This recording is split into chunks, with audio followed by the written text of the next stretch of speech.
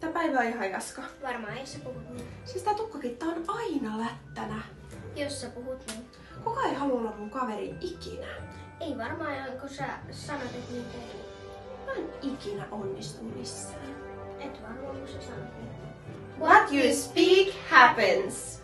Se, mitä sä puhut, tapahtuu. Jos sä puhut itsellesi huonoa ja negatiivista ja loser-mentaliteettia, sä oot ruma, sä et onnistu ikinä missään, sä et saa kavereita, sä vellot siinä, niin se on sitä.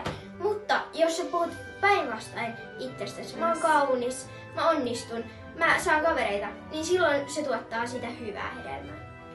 Ei mitään lisättävää. Ei meidän sitä, että sun sanoilla sä joko tuotat elämää tai kuolemaa. Sä et voi istuttaa perunaa ja odottaa saavas mansikkaa, vaan sun täytyy... Kylveä mansikkaa. Jotta sä voit saada mansikkaa. Sä et voi olettaa, että sä tulet onnelliseksi tai koet itsesi kauniiksi, tai sä menestyt ja elät täyttä elämää, jos sä sun jokapäiväisessä arjessa toimit ja puhut päinvastoin. Ala puhumaan sun todellisen arvon mukaisesti, miten Jumala on oikeasti luonut sut, mikä sun todellinen identiteetti on. Ja ala puhumaan niitä sun unelmia ja sitä sun kutsua todeksi ja puhumaan sen mukaisesti. Ja silloin sä tulet näkemään sitä hedelmää. Let's get it! Saa 100 €